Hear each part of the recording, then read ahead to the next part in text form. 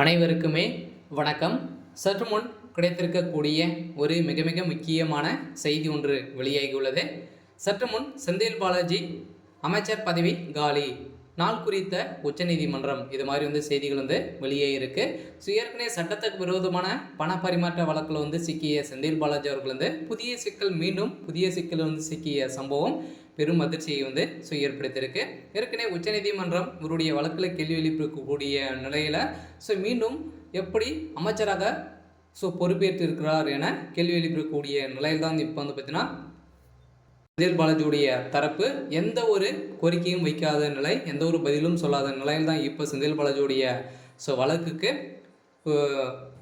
நாள் குறித்து இவருடைய ஒட்டுமொத்த கதையை முடிக்கக்கூடிய அளவிற்கு தான் இப்போ உச்சநீதிமன்றம் பார்த்தீங்கன்னா வருகின்ற 15ஆம் தேதி இவருடைய வழக்கில் தீர்ப்பு வழங்க போகிறாங்க. என்ன தீர்ப்பு வழங்க போகிறாங்க அப்படின்றத தொடர்ந்து வீடியோவில் பார்க்கலாம். அதுக்கு முன்னாடி நம்ம சேனலுக்கு இப்போ தான் முதல் முறையாக வந்திருக்கீங்க அப்படின்னா மறக்காமல் நம்மளுடைய சேனலை சப்ஸ்கிரைப் பண்ணிக்கோங்க.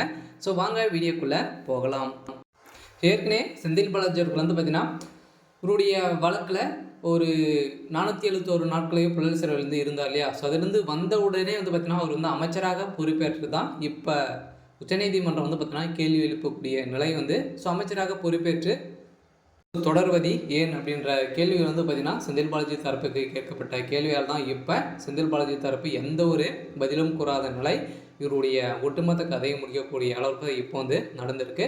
இதைத் தொடர்ந்து தான் செந்தில் பாலாஜியுடைய ஜாமீன் வழக்கு ரத்து செய்து மீண்டும் புழல் சிறையில் அடைக்கப்படுவார் அப்படின்ற மாதிரி தான் இப்போ இருந்திருக்கக்கூடிய நிலையில் செந்தில் பாலாஜியுடைய பெட்டு பிடிக்கிற அனைத்துமே எடுத்து போகக்கூடிய அளவுக்கு இப்போ சம்பவம் மேலே சம்பவம் நடந்திருக்கு. இருந்தாலும் செந்தில் பாலாஜி ஜாமீன் ரத்து செய்ய கோரி உச்சநீதிமன்றத்தில் பார்த்தீங்கன்னா தாக்கல் செய்யப்பட்டுள்ள வழக்கை இன்று விசாரித்த உச்சநீதிமன்றம் அவர் எப்படி அமைச்சராக தொடர்கிறார் என்று கேள்வி எழுப்பியதோடு இதன் தொடர்பாக கேள்விக்கு எந்த பதிலும் அளிக்காததை கண்டித்த உச்சநீதிமன்றம் அதிரடி உத்தரவிட்டு வழக்கை விசாரணையை ஒத்திவைத்திருந்தது.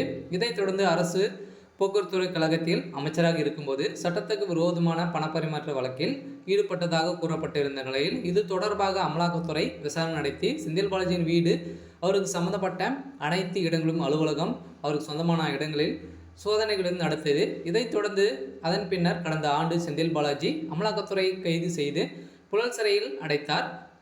அதைத் தொடர்ந்து 471 நாட்களாகவே புழல் சிறை வாசம் இருந்திருந்த நிலையில் பிறகு செந்தில் பாலாஜி திடீர்னு ஜாமீன் கிடைத்தது.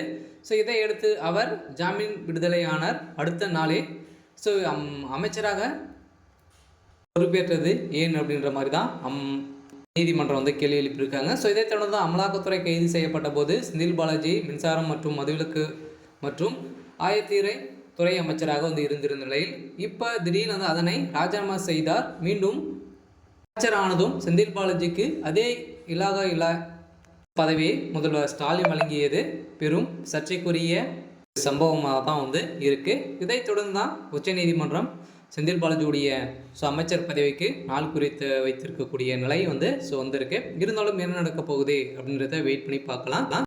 இன்னைக்கான அப்டேட் பார்த்தீங்கன்னா இதுதான். மறக்காமல் நம்மளுடைய சேனலை சப்ஸ்கிரைப் பண்ணிக்கோங்க. தேங்க்யூ.